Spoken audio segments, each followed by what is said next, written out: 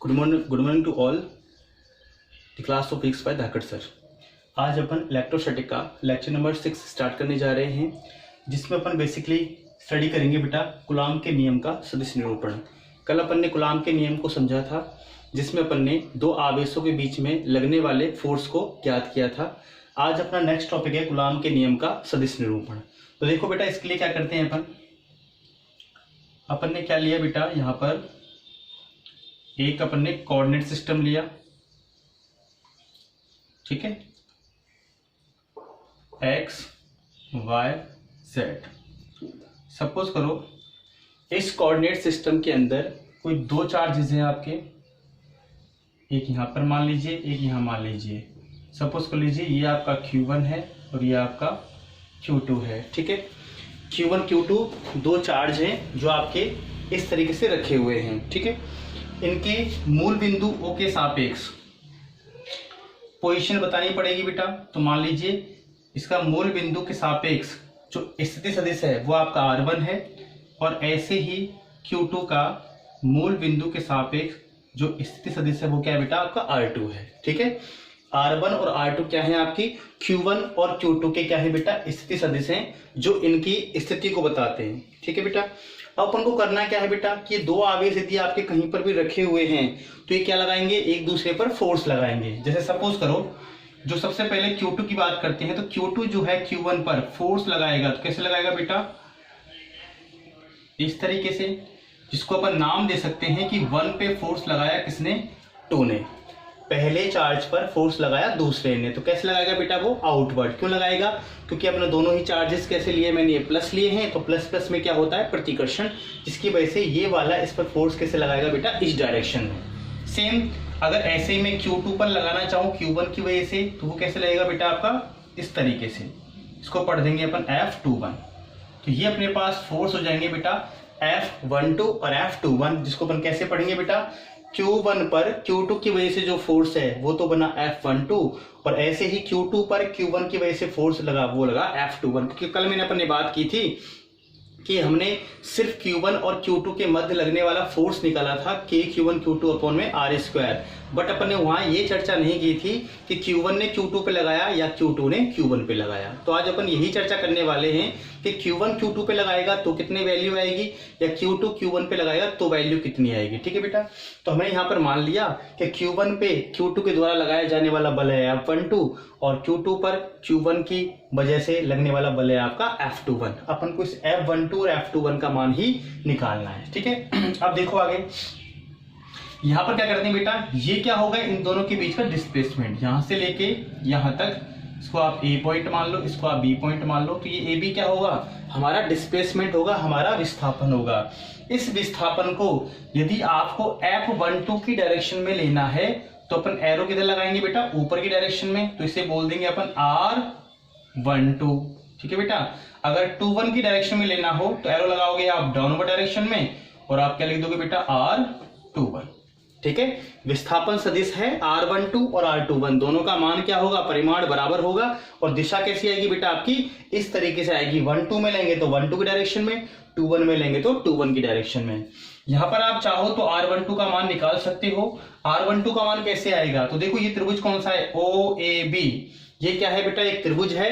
तो इस त्रिभुज में अपन सदिश योग नियम जो अपन ने 11वीं क्लास में पढ़ा है वो अपन आराम से लगा सकते हैं। क्योंकि त्रिभुज का सदिश नियम क्या कहता है आपका, कि यदि किसी त्रिभुज की दो क्रमागत भुजाओं के द्वारा दो सदिशों के परिमाण व दिशा को व्यक्त किया जाए तो इनको बंद करने वाली अंतिम भुजा के द्वारा इनके परिणामी सदिश को विपरीत क्रम में दिया जाएगा, ठीक है बेटा। तो जो फॉर्मूला होता है यहां से अपन समझ सकते हैं कि अगर मैं यहां से फॉर्मूला लगाना चाहूं R = P + Q,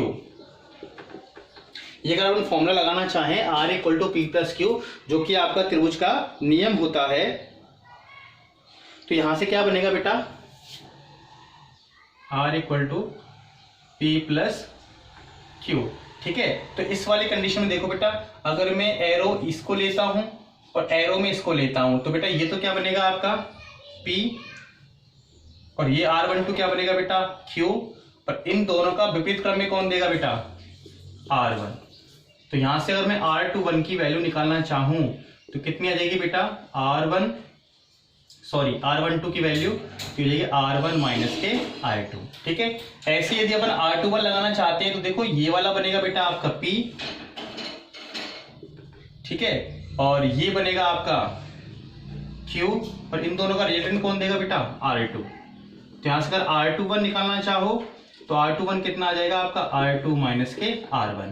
तो त्रिभुज का नियम लगाकर आप ये वैल्यूज निकाल सकते हैं कि R12 कितना आएगा R21, तो R12 तो कितना आया आपका R1 माइनस के R2, और R21 कितना आया आपका R2 माइनस के R1। ठीक है बेटा, आगे देखिए, आगे बात करें अपन तो देखो यहां से क्या करते हैं अपन, जब F12 निकालेंगे F21 निकालेंगे बेटा तो यहां पर क्या आएंगे बेटा, डायरेक्शन में आएंगे। तो इसके लिए अपन क्या करें, इसका मैग्नीट्यूड भी निकालेंगे अपन। तो आगे देखो आप, सबसे पहले निकालते हैं अपन, सबसे पहले Q1 आवेश पर Q2 आवेश के कारण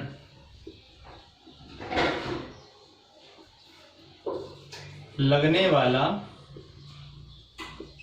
कूलम्ब बल। ठीक है, उसको अपन ने क्या माना है बेटा, उसको अपन ने माना है F12।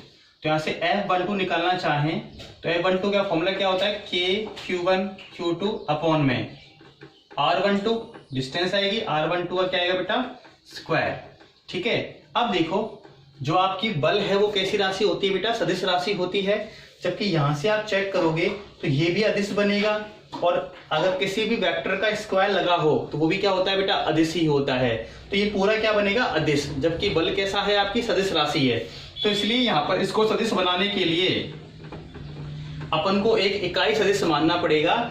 जो अपन इस F12 की डायरेक्शन में मानेंगे उसे बोल देंगे R12 कैप, और 21 की डायरेक्शन में मानेंगे उसे बोल देंगे बेटा अपन R21 कैप। ये इकाई सदिश है। इकाई सदिश किसे कहते हैं अपन, जिसका परिमाण तो एकांक हो और दिशा क्या हो, दी गई सदिश के समांतर हो। ठीक है बेटा, तो यहाँ पर F12 कैसी राशि है, सदिश राशि है, इसलिए ये बन रहा है अदिश। इसलिए इसको सदिश बनाने के लिए हमने क्या लिया, यहाँ पर एक इकाई सदिश लिया। तो R12 कैप क्या है, इकाई सदिश है, जो किस दिशा में लिया अपन ने, R12 वेक्टर की दिशा में कह सकते हैं, या F12 की दिशा में बोल सकते हैं अपन। यहां से इसको थोड़ा सॉल्व करना चाहो तो F12 equal to K Q1 Q2 upon में, यहां से ये R12 का स्क्वायर, इसको अगर मान लिखना चाहें तो क्या बनेगा R12 वेक्टर अपॉन में R12 का मॉडुलस। इकाई सदिश में क्या होता है बेटा, परिमाण होता है और दिशा होती है। तो यहां से ये F12 कितना बन जाएगा, ये हो जाएगा आपका K Q1 Q2 अपॉन में R12 की पावर क्यूब, और ये आएगा R12 वेक्टर। इसको मानते हैं इक्वेशन नंबर फर्स्ट। ठीक है, करने के बहुत सारे तरीके हैं, आप कैप से भी कर सकते हैं, नहीं तो आप ऐसे भी कर सकते हैं। तो यहां से इक्वेशन अपनी बन गई K Q1 Q2 R12 का क्यूब और R12 का वेक्टर, इक्वेशन नंबर फर्स्ट। ठीक है, ये अपन ने निकाला है Q1 आवेश पर Q2 की वजह से लगने वाला बल। इसी प्रकार निकालते हैं बेटा Q2 पर Q1 की वजह से। तो देखो उसको,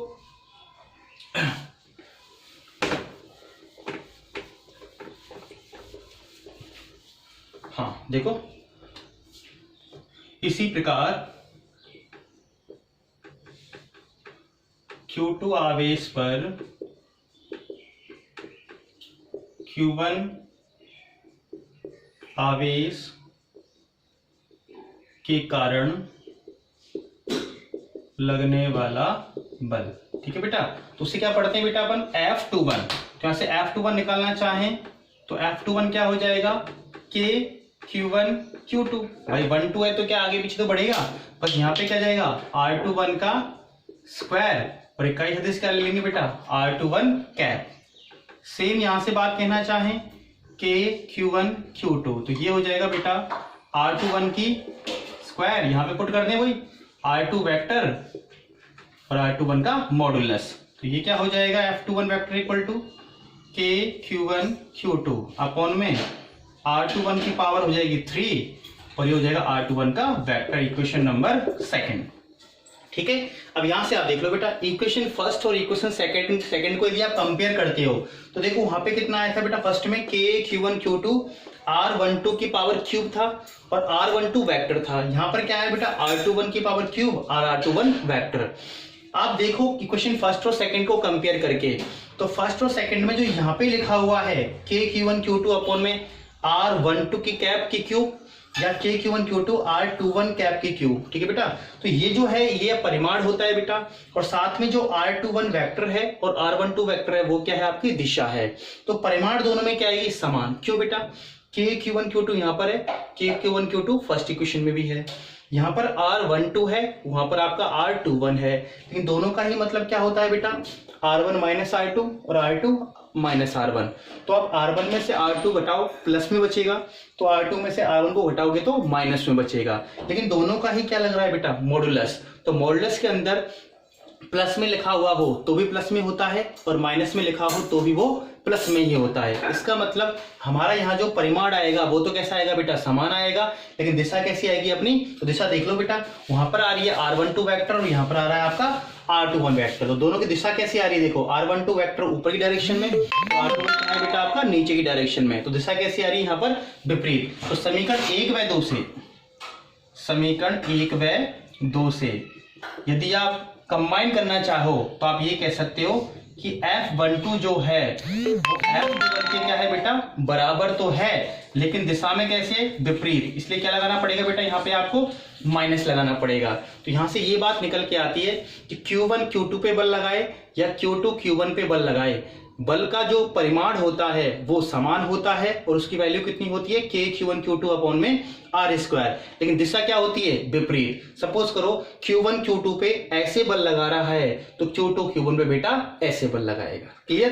तो यहाँ से कूलाम की जो सदिश निरूपण है उससे यही बात अपन को समझ में आती है कि दो आवेशों के मध्य जो लगने वाला बल होता है वो परिमाण में होता है बराबर और दिशा में होता है विपरीत। और ऐसा अपन ने कहाँ पढ़ा था बेटा, न्यूटन के गति के तृतीय नियम में। वो यही कहता है आपका कि for every action there is equal and opposite reaction. ठीक है, कि प्रत्येक क्रिया की परिमाण में समान और दिशा में विपरीत क्या होती है बेटा, प्रतिक्रिया होती है। क्लियर बेटा। तो ये अपना छोटा सा टॉपिक था जिसमें अपन ने ये चीज बताई थी कि जो बल लगता है वो परिमाण में समान होता है और दिशा में विपरीत। ठीक है बेटा, चलो ओके, थैंक यू।